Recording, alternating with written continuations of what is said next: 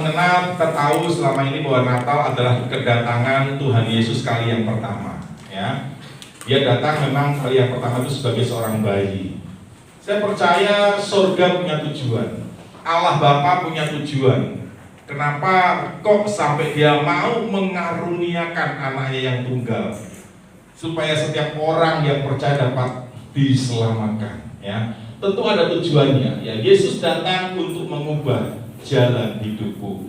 Jadi biarlah ini menjadi rema buat kita, saudaraku. Ini adalah tema dari sinode ya untuk Natal kita tahun 2022. Kalau kemarin itu Natal dari Rayon 2, dari Gembala Pembina kita, dari Pak Niko ya. Jadi kita bisa simpulkan sekarang ya, dari dua tema yang diberikan dari Rayon dan dari sinode. Kalau kemarin kita belajar bahwa Yesus datang itu memberikan pengharapan. Kita rangkum dulu. Kemarin Yesus datang untuk memberikan pengharapan yang baru. Seperti apa barunya pengharapan itu? Yaitu pengharapan tentang kemuliaan, tentang kehidupan yang kekal, yang saat ini masih kita nanti-nantikan. Tapi percayalah, itu nyata, saudaraku. Itu bukan hoax, itu bukan dongeng ya. Tapi itu sungguh benar nyata. Akhir dari kehidupan saudara. Saudara mau kemana? Setelah mati ini mau kemana? Saudara ini kalau mati mau kemana? Saudara harus persiapkan itu, ya kan? Karena kita nggak ada yang tahu, saudaraku, ya kan? Masing-masing nggak ada yang tahu jalan hidup kita. Ya, saya sih berdoa, ya kan? Kalau Tuhan kehendaki, Tuhan izinkan, Tuhan berkenan, saya ingin ikut rapture, saudaraku, nggak mengalami kematian jasmani. Tapi itu kan bukan kehendak saya yang terjadi, tapi kehendak Tuhan yang terjadi. Nah, tetapi selama kita antri nunggu waktu selesainya hidup kita, entah kita meninggal, mati di dunia ini, selesai hidup kita maupun nanti kita ikut angkat ke surga. Saudara mati dalam kondisi apa? Saudara mati dalam kondisi bagaimana? Ini yang harus kita pikirkan dari sekarang. Ya, surga tahu, Allah Bapa tahu bahwa saudara tanpa Yesus, tanpa datangnya Yesus, saudara selama-lamanya akan tetap mati akibat dosa. Karena upah dosa ialah maut, kematian, hukuman kekal di neraka. Tapi Tuhan datang punya tujuan untuk menyelamatkan saudara, asal saudara percaya. Yesuslah satu-satunya jalan. Ya, ingat ini, tanamkan dalam hati, percaya saudaraku, Yesus adalah satu-satunya jalan. Tidak ada jalan yang lain, saudara mau pakai cara apapun gagal, gak akan sampai ke surga. Ini iman percaya kita, ini keyakinan kita, saudaraku. Satu-satunya jalan, Yesus one way. Jadi saudara untuk bisa sampai ke surga, untuk bisa mati masuk surga, saudara perlu percaya, terima dan mengakui Yesus sebagai Tuhan dan Juru Selamat, karena Dia sudah datang. Dan kemarin kita baca firman-Nya, Yesus sekarang sudah ada di tengah-tengahmu. Yesus rohnya ada di dalam hatimu, kata firman Tuhan. Ada tujuan untuk memberikan pengharapan di tengah kesusahan, kegelapan. Dia memberikan terang dan juga pengharapan akan kemuliaan. Nah, hari ini kita belajar yang berikutnya. Yesus datang untuk mengubah jalan hidupku. Supaya apa? Dengan berubahnya jalan hidup saudara dan saya, kita dipersiapkan untuk surga, saudaraku. Hidup saudara harus berubah kalau saudara mau masuk surga. Kalau ini kita survei berandai-andai, kalau Yesus datang hari ini, jemput kita, ada rapture terjadi tiba-tiba, saudara gimana? Siap gak kira-kira? Yakin masuk surga enggak, saudara? Ya kan? Kalau tiba-tiba saudara mati mendadak misalkan. Ya kemarin saya dapat kiriman video lagi mimpin ujian, tiba-tiba ambruk, mati, saudara. Enggak ada yang tahu. Lagi khotbah pendeta tiba-tiba ambruk, mati. Enggak ada yang tahu. Ya puji Tuhan kalau matinya dalam kondisi seperti itu, dalam melayani, hatinya lagi enak, lagi bersih, nggak ada kepahitan, langsung ketemu Tuhan. Ya kan? Tapi kalau enggak gimana, saudara? Saudara hari ini masih ada kebencian enggak? Ayo, suami istri masih saling benci? Masih ada saling ganjelan, pahit? kecewa. Ayo, coba loh, ini saudara harus pikirkan loh. Saya ajak saudara menstimulasi pikiran kita, saya stimulasi saudara berpikir sampai sejauh itu. Kalau hari ini sudah tiba-tiba blek mati, kondisi saudara bagaimana? Hati saudara bagaimana? Hidup saudara bagaimana? Masih kedagingan nggak? Nah, masih kedagingan, kepahitan nggak? Ya kan? Ayo. Kalau saudara masih dalam kondisi itu, pahit, kecewa, kedagingan masih menguasai saudara, hidup saudara nggak berubah, nggak masuk surga saudaraku. Kecuali nih ya, ini kita bilang di luar kondisi yang normal nih, ya kan?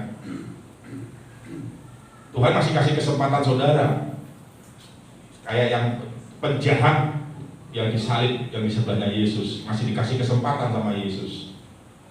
Ya kan? Kalau aku nanti mati istilahnya, ya kan, ingatlah aku, kata penjahatnya itu. Ini sebuah bentuk pertobatan, sebuah bentuk pengakuan kepada Yesus. Ingatlah aku, karena dengan kata begitu dia mengaku Yesus itu juru selamat, saudara. Sekalipun nih perhatikan, sekalipun saudara dan saya rajin ke gereja, ya kan,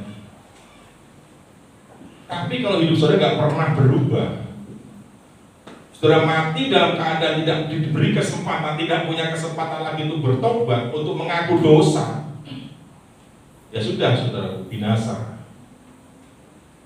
neraka, kematian, hukuman kekal selama-lamanya. Ada salah satu jemaat kita juga, tapi memang tidak bersama-sama dengan kita. Ya, ada satu orang jemaat, tapi tidak bersama-sama kita. Pernah bersama-sama dengan kita, tapi tetap mereka kalau ada apa-apa hubungin saya. Jadi saya masih menganggap dia adalah domba, masih terhisap, masih karena dia baptisan itu minta saya yang melayani. Kalau ada apa-apa, ya kontak ke saya juga. Jadi walaupun tidak bersama-sama dengan kita, tapi saya tetap menganggap dia adalah domba di tempat ini, karena dia nggak kemana-mana, saudaraku. Dia juga dari keyakinan seberang, saudara sepupu kita. Tapi mungkin karena keadaan lingkungan, ya dia ada sedikit mungkin ada takut, ada apa gitu ya. Dia seorang tukang jahit juga, saudaraku, ya kan. Sekarang lagi dirawat di Purwakarta. Karena sakit, paru-parunya ada genangan air atau apalah namanya, saya nggak tahu itu. Sepengetahuan saya, ada beberapa rekan saya yang punya sakit begitu lewat, saudaraku. Paru-parunya itu seperti ada air atau ada apa yang harus disedot gitu. Ya, dulu waktu saya di Kota Malang juga ada rekan pelayanan sakit seperti itu, saudaraku. Walaupun dari sedot, akhirnya tetap lewat.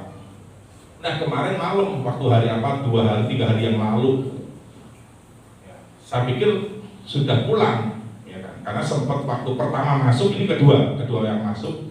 Yang pertama masuk itu, dia pun nelpon saya, masuk rumah sakit nelpon saya, ingat sama saya, saudaraku, ya, minta didoakan. Ya, saya doakan. Selang beberapa hari, karena waktu itu ada apa, saya nggak sempat nengok, saudaraku, karena di Purwakarta juga. Kemudian tiba-tiba selang ada 1 bulan, kurang lebih 1 bulan, tiba-tiba dia nelpon lagi malam-malam, saudaraku, jam 11 malam. Puji Tuhan saya belum tidur, biasanya sudah tidur saya. Bukan nelpon biasa, video call, saudara.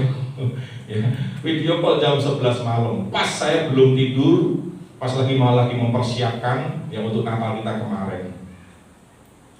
Video call ternyata, saya nggak sadar tuh video call, tadi saya pikir hanya voice call, ternyata saya pencet, video call. Saya kaget melihat si bapak ini udah dalam kondisi sesak, saudaraku, dengan pakai apa yang besar tuh, oksigen yang ini yang besar, apa namanya itu. Wah, dia gelisah, wah sesak sekali, waduh. Saya pikir, wah ini sudah dekat waktunya, saya berpikir begitu. Tapi saya punya satu rema begini, Tuhan masih kasih kesempatan sama dia. Saya langsung bimbing lagi dia untuk komitmen ulang sama Tuhan. Saya ajak dia lahir baru kembali. Doa minta ampun sama Tuhan. doa ya lahir baru. Baptisan belum sempat dijalankan, saudaraku. Ya. Kemarin dia sempat minta dibaptis sama saya, tapi belum sempat dijalankan. Ya. Karena sesuatu hal, saya juga nunggu waktu dia juga nggak kontak-kontak lagi, nggak istilahnya memberi diri gitu ya. Tapi nanti saya akan follow up kalau misalkan Tuhan masih kasih umur panjang, ya ada mujizat, saya akan follow up untuk membaptisnya. Dia dikasih kesempatan, kalaupun nanti dia harus selesai hidupnya, paling tidak dia sudah diberi kesempatan sama Tuhan untuk dia lahir baru, mengakui segala dosa-dosanya. Dia perokok berat, saudaraku. Dia perokok berat. Pola hidupnya juga saya lihat nggak begitu teratur ya, nggak begitu baik. Ini saudaraku, sehingga paru-parunya akhirnya ya begitu. Ya, jadi ayo saya lewat firman Tuhan ini mendorong saudara, mengingatkan saudara dengan kasih Tuhan. Kalau saudara masih ada keterikatan dengan kedagingan, ya ingat Yesus datang untuk mengubah jalan hidup saudara. Ada satu lagi ayat, ada ayatnya nggak? Nah, oke, kita baca ayatnya dulu ya. Ini nggak ditampilkan di sini ya. Matius 2 ayat 12. Yuk buka Matius 2 12. Matius 2 ayat 12. Matius 2 ayat 12. Sudah dapat semuanya? Kita baca ya. Yang sudah ketemu boleh ikut baca. 1, 2, 3. Dan karena diperingatkan dalam mimpi supaya jangan kembali kepada Herodes, maka pulanglah mereka ke negerinya melalui jalan yang lain.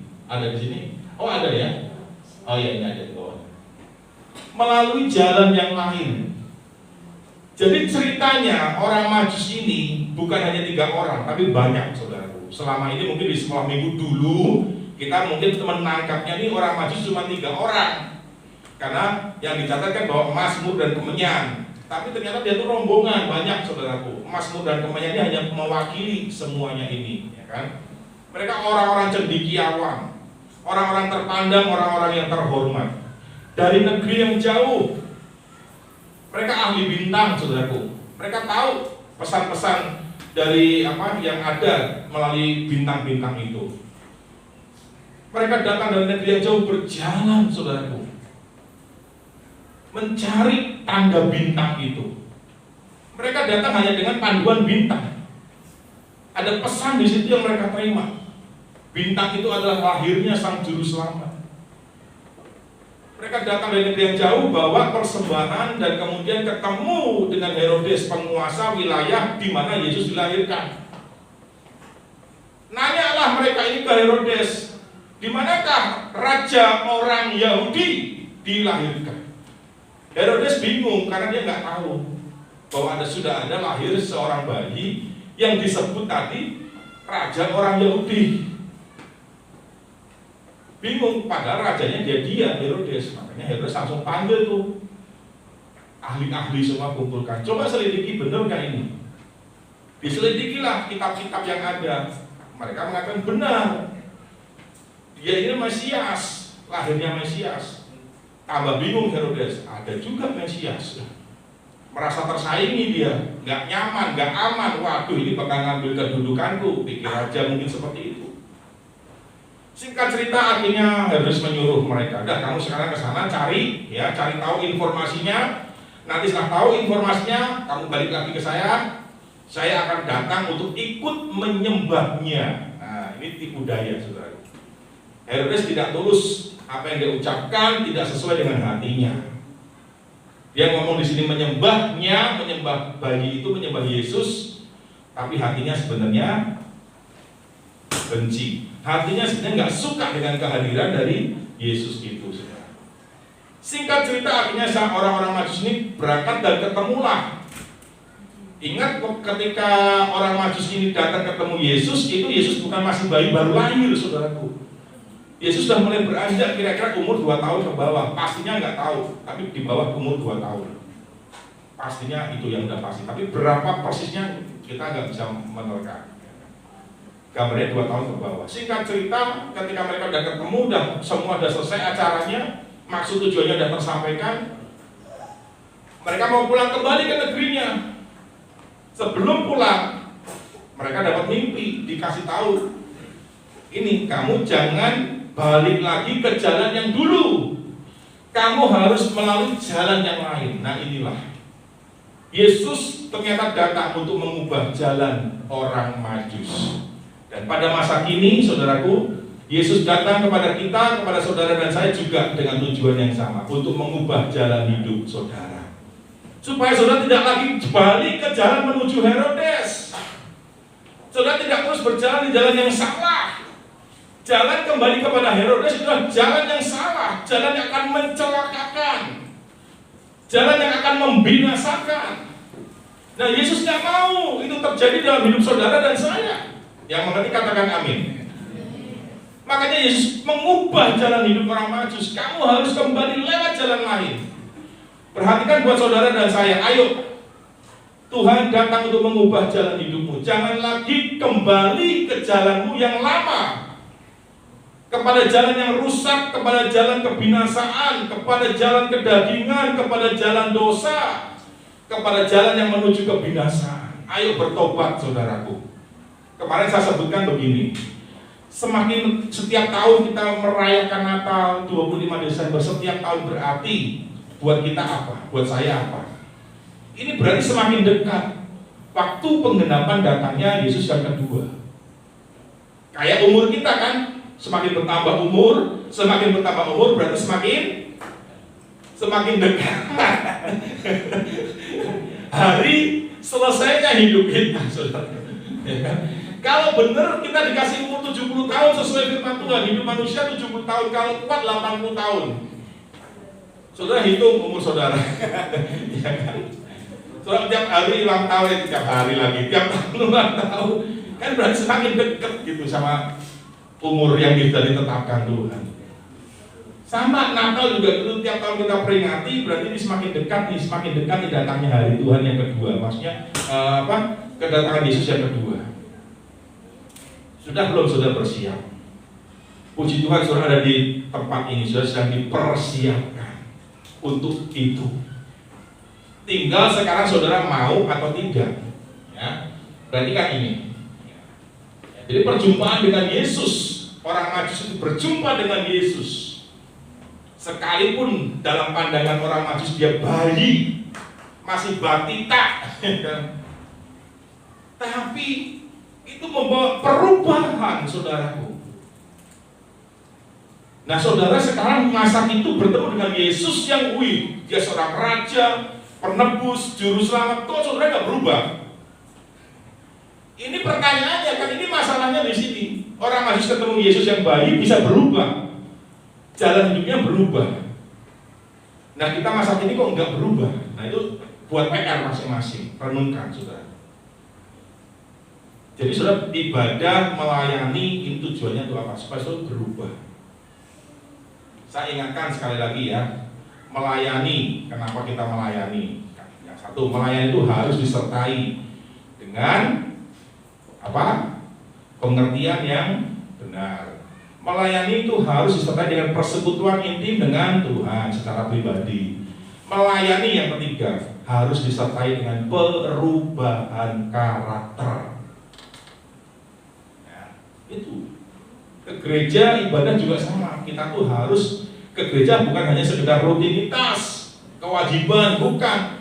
Tapi kita punya satu mindset, punya satu pola pikir. Aku ini ibadah, aku mau dengar firman, aku ketemu Tuhan dan hidupku berubah. Itu yang harus mulai saudara tanamkan dalam pikiran dan hati kita masing-masing. Yang mengerti katakan amin. Yang mau kasih kiri kanan salam. Ayo selamat berubah. Haleluya ya. Selamat berubah, selamat bertobat. Ya. Berani enggak saudara ambil jalan yang lain?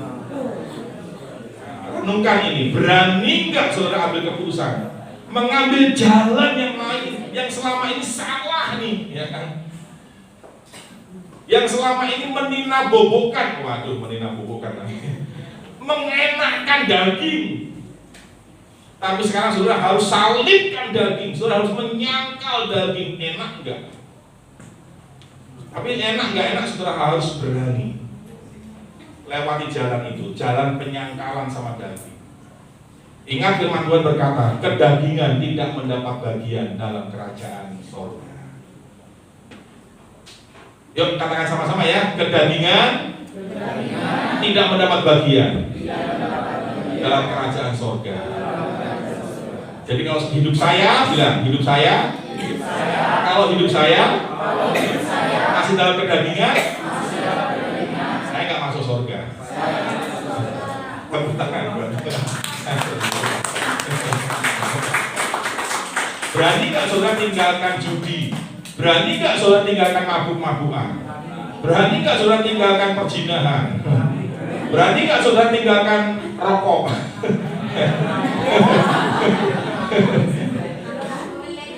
Apa? Legend katanya. Game. Ya, berani nggak saudara tinggalkan game? Ya, kecanduan game. Ya. Berani nggak saudara? Haleluya. Yang berani saudara berubah jalan hidup, surga bertepuk tangan. Wah, haleluya. Saudara memberikan penghormatan, surga memberikan penghormatan sama saudara. Jangan takut dikira banci, saudaraku. Nggak laki lu, nggak ngerokok, nggak laki lu. Jangan takut, saudaraku. Ya kan, nggak usah gengsi.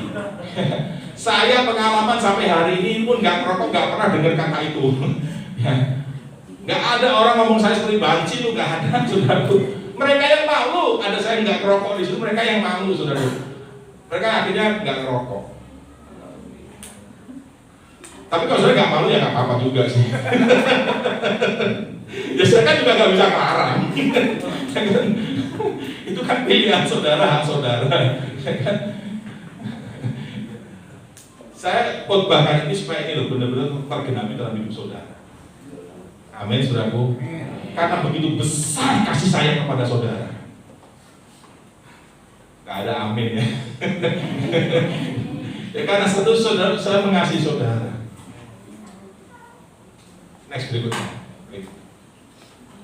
Ya, jadi kita perhatikan ini.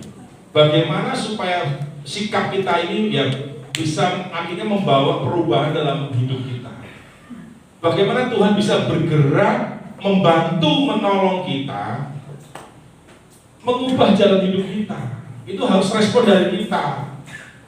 Ya walaupun Tuhan memang bisa lakukan, dengan mujizatnya bisa, tapi Tuhan minta respon kita. Ada bagian Tuhan yang Tuhan lakukan, ada bagian saya dan saudara yang harus saudara lakukan. Ini, kita lihat satu persatu. Yang pertama, hati yang percaya. Dengan hati yang percaya yang sudah berikan kepada Tuhan, yang sudah tunjukkan kepada Tuhan, itu akan membuat Tuhan melihat dan akhirnya Tuhan bergerak menolong saudara, menuntun saudara, mengubah jalan hidup saudara, memberi saudara kemampuan, untuk saudara bisa berubah. Saudara percaya nggak sih? Ini harus saya tanyakan. Saudara percaya nggak sebenarnya saudara itu bisa berubah? Coba, belum ngeh pertanyaannya. Saya ulang lagi. Saudara sebenarnya percaya nggak sih? Saudara ini bisa berubah? Yakin? Percaya? Yakin. Ya, karena ada orang-orang yang nggak yakin. Saya nggak bisa berubah. Ada orang yang bilang begini, dari sononya saya udah begini. Dari nenek moyang saya sudah begini. Dari adat nenek moyang saya sudah begini. Ya saya begini, nggak bisa berubah, nggak mungkin berubah. Bisa, saudaraku. Nggak ada yang nggak mungkin. Bagi Tuhan tak ada yang mustahil. Alkitab juga ngomong bukan hanya bagi Tuhan, tapi bagi orang yang percaya. Tidak ada yang suka, tidak ada yang mustahil. Alkitab bilang bagi orang yang percaya. Tinggal saudara mau atau enggak. Jadi jangan salahkan Tuhan. Tuhan kenapa nggak ubah jalan hidupku? Jangan salahkan Tuhan, saudaraku. Ya. Salahkan diri saudara. Kenapa saya nggak mau berubah? Itu masalahnya.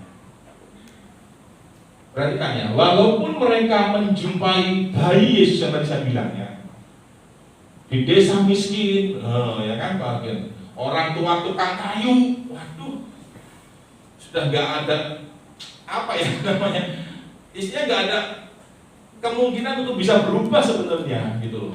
Dengan lihat faktanya Yesus, nggak mungkin sebenarnya orang bisa berubah. Biasanya kan kita bisa berubah kalau wah, ya kan, yang wah gitu ya kan. Tapi Yesus memang datang dengan kesederhanaan. Orang melihat anak tukang kayu, ya kan, lahirnya di sebuah tempat yang enggak representatif, ditolak di mana-mana, mau melahirkan aja, cari tempat aja susahnya minta ampun, ditolak penuh solot. Gak ada pernahnya dapat sebuah tempat yang apa adanya, yang disebut sebuah kandang. Tapi orang yang terpandang, orang ahli cendekiawan, kok yang mau datang loh, jauh saudara. Ini sudah bayangkan, ini luar biasa banget. Satu momen yang luar biasa, nggak terpikirkan. Kalau zaman sekarang nggak ada seperti itu, saudara. Kita mau datang kalau wah, ya kan. Tapi kalau kira-kira tempatnya nggak memungkinkan, tempatnya kumuh, tempatnya apa, nggak mau datang. Tanjung yang bawah, itu rupanya jauh, saudara. Saudara nanti saya ajak ya ke sana, lihat rumahnya Pak Rani. Jalannya tuh gelap, saudara. Kalau naik motor, waduh cukup dagdikduk juga ya. Kalau ada yang mau nanti ayo sama saya, kita berkunjung ke sana. Dan beliau tuh jalan loh, saudara, dari tempat yang jauh, jalan, saudara, ke tempat ini. Pernah cerita katanya datang berangkat dari rumah itu jam 5, setengah 6 pagi. Kadang-kadang tuh sudah di depan rumah saya tuh jam 8. Kalau dia datang ketok-ketok misalkan, kita kasih Indomie dulu, kita kasih teh dulu atau kopi tawarin. Mau kopi nggak Pak Rani? Mau teh nggak? Kita tawarin, makan dulu. Mau biasanya dia makan, lapar. Itu sudah, dia luar biasa dari tempat yang jauh, ingin ketemu Tuhan dengan segala keterbatasan. Kita bagaimana? Yang sehat, yang muda. Motivasi kita ketemu Tuhan bagaimana? Desire kita, ya kan, kerinduan kita, passion kita ketemu Tuhan bagaimana? Ayo kita belajar yuk. Sekalipun kita nggak lihat kondisi, gitu. Jangan lihat kondisi. Jangan lihat kondisi baru kita mau ketemu Tuhan, jangan. Wah kalau kondisinya enak, tempatnya enak, baru mau ketemu Tuhan, jangan. Amin, saudaraku. Jangan sampai ada lagi ya ke gereja harus lihat dulu gedungnya benar-benar harus bentuk gereja.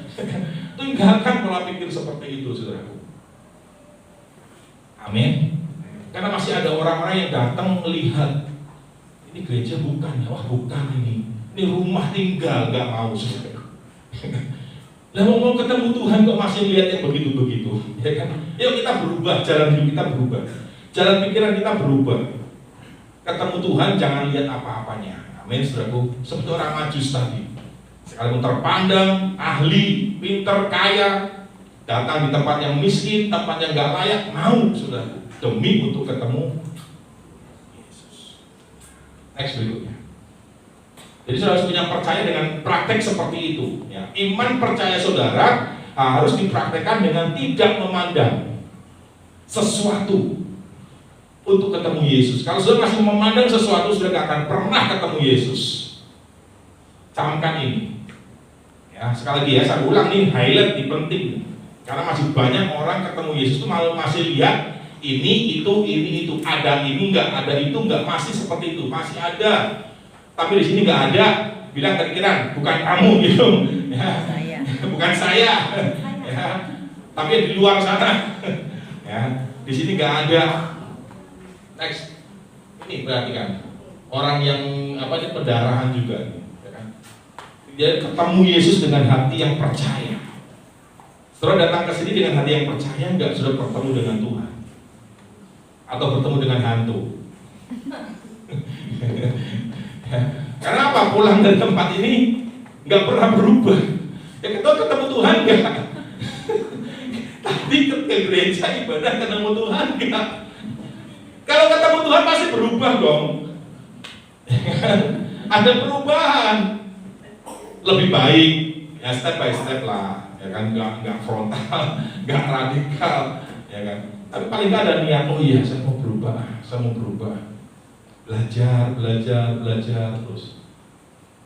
Kalau sudah nggak pernah berubah ya berarti mungkin ketemu hantu itu aja. Tuhan atau hantu ya. Asal jamah jumbai-jumbanya. Dia punya iman percaya. Next berikutnya. Yang kedua tadi hati yang percaya. Itu akan mengubah jalan hidupmu. Yang kedua hati yang rendah. Perhatikan ini Matius 2 ayat 11 bagian A saja. Ketika mereka tiba di mana Yesus berada, yang mereka itu orang Majus tadi, maka masuklah mereka ke dalam rumah itu dan melihat anak itu bersama Maria ibunya lalu sujud. Kata sujud ini menggambarkan sebuah hati yang rendah. Kita melayani Tuhan dengan posisi hati kita rendah atau tinggi? Itu pertanyaan selanjutnya. Kemarin saya sempat singgung, sempat ajarkan ya. Seorang murid tidak lebih dari gurunya. Guru kita yang namanya Yesus, Allah pencipta, penguasa, juru selamat, apapun kita sebutkan buat dia. Label-label apa gelar-gelarnya. Dia yang maha tinggi, maha kuasa. Tapi dia rela merendahkan dirinya serendah-rendahnya, saudaraku. Tetapi siapakah kita manusia? Kita masih merasa diri lebih tinggi dari Yesus bahkan, ya kan? Yesus mau merendahkan dirinya, tapi kita malah meninggikan diri kita. Gak ketemu, saudaraku. Gak sefrekuensi. Gak sefrekuensi. Saudara, kalau mau berubah jalan hidup saudara, Tuhan ubahkan jalan hidup saudara. Bagian yang saudara harus lakukan adalah saudara punya hati yang rendah. Jangan sombong, jangan tinggi hati. Jangan merasa itu bukan gak layak saya kerjakan. Enggak, saudara. Apapun kerjakan kalau itu untuk Tuhan. Dan seharusnya apapun yang saudara lakukan harus saudara lakukan seperti untuk Tuhan. Amin, saudaraku. Apapun saya lakukan. Saya kalau lihat toilet kotor, saya gosek, saudaraku. Di situ ada sikap. Saya memikirkan nanti next selanjutnya orang yang masuk ke situ. Ini value, ini nilai, ini apa? Kualitas. Banyak dari kita masuk toilet, kalau bisa begitu, keluar masih begitu. Masa bodoh dengan orang selanjutnya yang akan masuk ke toilet itu. Kalau saya nggak bisa, saudara. Begitu saya datang masuk, ada apa? Saya pasti bersihkan. Ada cap kaki, ya kan? Saya pasti postek.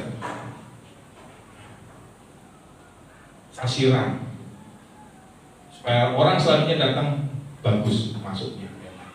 Yang mengerti katakan amin. Ya. Punya hati yang rendah. Ayo, saudaraku, saya mengajak saudara, ayo merendahkan hati kita, ayo. Saling melayani satu dengan yang lain. Next berikutnya. Nah, ada seorang yang bertanya seperti ini, ya, ini saya tulis. Dia bertanya, Rabi, ya, seorang bertanya kepada Rabi, mengapa manusia tidak bisa melihat Allah? Nah, si Rabi ini, sang Rabi ini menjawab, karena Allah terlalu rendah, sedangkan manusia terlalu tinggi, terlalu sombong. Nah, orang ini nggak puas dengan jawaban itu. Kemudian akhirnya apa? Dikatakan, Rabi menjelaskan bahwa apa yang disampaikannya sudah tepat. Allah yang begitu tinggi rela merendahkan diri untuk menjumpai manusia yang hanya debu tanah, tetapi manusia yang sombong, menolak Tuhan Yesus. Dia hanya anak tukang kayu.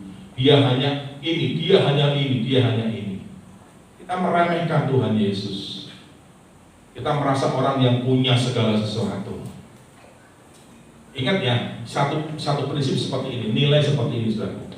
Ini sesuai dengan firman Tuhan berkata begini.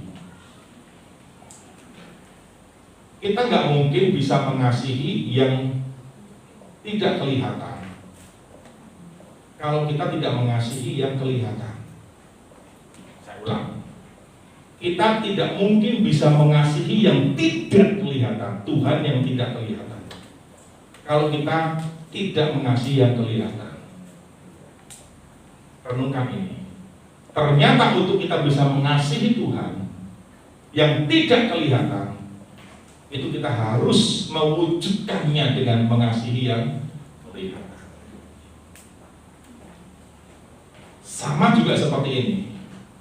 Kita nggak mungkin bisa dikatakan kita sudah menghormati Tuhan yang tidak kelihatan, kalau yang dengan yang kelihatan aja kita nggak menghormati. Renungkan ini. Jadi ukurannya adalah yang kelihatan. Saudara bilang, aku mengasihi Engkau Yesus dengan segenap hatiku. Tuhan akan cek, benar kamu mengasihi aku yang gak kelihatan? Kamu udah mengasihi yang kelihatan belum? Yang kelihatan aja susah kamu mengasihi, yang kelihatan aja susah kamu hormati. Bagaimana kamu mau menghormati aku, kata Tuhan, yang kelihatan aja gak kamu hormati? Nah, gak mungkin. Ingat ya saudaraku, satu hal ini. Kemarin di Natalan Indramayu, saya bersama Pak Andi hadir, ya. Kita diingatkan kembali tentang hal ini. Musa itu gagal masuk tanah perjanjian, gagal finish Musa itu. Kenapa? Karena Musa dicatat di Alkitab tidak menghormati Tuhan. Kok bisa? Ini saudaraku, hati-hati nih, kalau kita tidak menghormati Tuhan, kita bisa gagal finish kayak Musa. Apa yang ditulis di Alkitab sebagai peringatan buat kita. Kalau kita tidak menghormati Tuhan, kita gagal finish. Musa ngalami nih contohnya, Musa tidak menghormati Tuhan.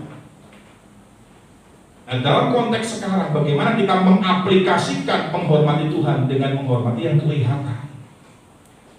Istri menghormati suami, suami juga menghormati istri, anak menghormati orang tua juga menghormati anak. Murid menghormati guru, saling menghormati. Kita praktekkan yuk nilai ini, praktekkan ya, praktekkan belajar. Next berikutnya. Berbahagialah orang yang miskin, yang rendah hatinya maksudnya ya. Mereka yang mempunyai kerajaan. Tuh berarti kan, saudara, kalau rendah hati, orang yang rendah hati itu pasti dia menghormati, saudara. Orang yang punya rendah hati dia akan menghormati. Tapi kalau orang yang sombong, ya kan, itu nggak akan menghormati, saudaraku. Ya kan? Tapi orang yang rendah hati dia akan menghormati. Ya nggak harus begini juga. Tapi dari sikap kita, dari tutur kata kita, etika kita, ya kan, itu tergambarkan. Ya. Oke, jangan banggakan kedudukan gelar, ya rumah besar, semua fana, saudaraku, nggak ada apa-apanya. Ya, next berikutnya. Yang pertama hati percaya, yang kedua hati yang apa? Merendah. Yang ketiga hati yang menyembah. Ya, perhatikan, sujud menyembah. Orang Majus tadi bukan hanya sujud, tapi juga menyembah. Menyembah itu dalam arti bahasa aslinya adalah ditulis dengan abodah, ibadah. Akhirnya dari kata abodah tertransmisi menjadi ibadah. Ibadah itu diterjemahkan sebagai dalam bahasa Inggrisnya worship. Penyembah. Jadi ibadah saudara itu adalah penyembahan kepada Tuhan, penghormatan kepada Tuhan, itu ibadah. Ini kita secara fisik. Tapi dalam konteks yang lebih dalam lagi, arti penyembahan itu adalah cara hidup kita. Penyembahan dalam arti yang lebih dalam adalah cara hidup kita. Bekerja adalah ibadah, melayani adalah ibadah. Ibadah itu adalah apa? Kita tuh berbakti sama Tuhan. Kita tuh mengabdi sama Tuhan. Itu penyembahan kita. Ya. Next berikutnya, sedikit lagi. Kita lihat aja. Ya. Hati yang berkemurahan. Nah, saudara punya nggak hati yang berkemurahan? Kalau hati, apa tadi yang pertama? Hati yang percaya, hati yang rendah, hati yang menyembah. Yang ketiga, hati yang berkemurahan saudara miliki, hidup saudara akan berubah. Komandan di tempat ini 2 kali mengucapkan, mengirim WA. Yang pertama selamat yang menjelang Natal, ya kan? Tadi pagi selamat Natalnya, saudara. Dan ikut mendoakan kita, bahkan beliau berkata, kalau ada kendala apa, bilang aja Pak Henry, nanti kita akan usahakan bantu maksimal. Itu kata komandan, kami bantu maksimal, kata beliau begitu, saudara. Bagaimana dengan kita, saudara? Saudara punya nggak kemurahan hati? Murah hati dalam mengampuni, murah hati dalam memberi, murah hati dalam saling menghormati, itu penting. Ya. Dan yang terakhir ada, oke, ini dulu. Perhatikan kalimat ini, kita tidak bisa mengasihi tanpa memberi. Perhatikan ini. Orang bisa memberi, kita bisa memberi tanpa kasih, bisa. Tapi kita tidak bisa dikatakan mengasihi kalau tidak memberi.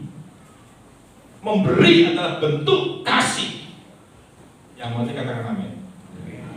Jadi jangan dilihat pemberiannya. Seringkali yang dilihat apa? Pemberiannya, aduh cuman ini. Tapi kita belajar, saudaraku. Itu bukan soal pemberiannya, tapi niat dan kasihnya, perhatiannya. Dia ingat sama kita.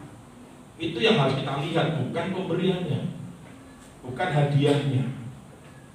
Yang mengerti katakan amin. Loh, kalau sudah diberikan berarti orang itu ingat sama saudara. Benar nggak? Kalau nggak ingat mana mungkin sudah diberi. Ya kan? Ini makanya itu kita yang harus hargai, kita hormati itu. Next berikutnya. Yang terakhir, hati yang taat. Orang Majus ini taat. Ketika dalam mimpi dikatakan kamu jangan pulang kembali ke jalan menuju ke Herodes, tapi pulang lewat jalan lain. Mereka taat.